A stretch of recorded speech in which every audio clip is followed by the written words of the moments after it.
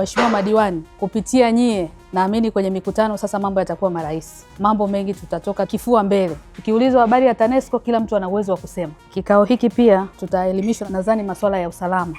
Jinsi gani wananchi wetu wanatakiwa watoe taarifa pindi wanapoona nguzo imeanguka, anapoona kuna shoti kwenye nyumba yake. Naamini leo meneja hayo yote tutapitishwa. Niwashukuru sana watu wa TANESCO. Tumekuwa tukifanya kazi kubwa sana na nyie pindi tunapopokea malalamiko, hata kwenye mikutano ya wananchi. Mmekuwa mkitusaidia sana kujibu kero za wananchi. Mnapohitaji kutuletea mafunzo, tupo tayari kupokea. Sawa ndugu zangu, kwa muda huu sasa nitamke rasmi kwamba nimefungua rasmi mafunzo haya. Niwatakie kila la heri.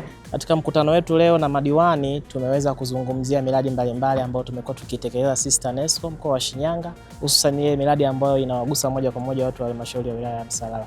Kwa ujumla, waheshimiwa madiwani na viongozi wa halmashauri wamefurahi sana kuhakikishia uwepo wa umeme wa uhakika katika halmashauri yao ambao utasaidia kuchochea shughuli mbalimbali za kiuchumi. Lakini vile vile tukapata fursa ya kuweza kuwaelimisha kuhusu usalama wao dhidi ya hii miundombinu ya umeme. Kwa waheshimiwa madiwani wamefurahi sana kupata elimu hii na wametuahidi kutupa ushirikiano katika shughuli zetu za kila siku. Wametuwezesha kujua kwamba umeme unasaidia vitu vingi sana. Upande wa upikaji, jinsi umeme unaweza kurahisisha masuala ya uandaaji wa chakula. Hiyo inasaidia sana kwenye familia zetu. Kwa hii elimu ambayo inaendelea kutupa, na sisi tunapata fursa ya kuwaelimisha wananchi, wanakuwa na mapokeo makubwa sana. Baada ya mafunzo haya ambayo yametolewa na watu wa TANESCO, tumeyajifunza kuhusu na shughuli za uwekezaji, kwa sababu tunapopata umeme manake shughuli za uwekezaji zinaenda vizuri. Maana wachimbaji sasa hivi wanatumia mashine za kawaida na mafuta.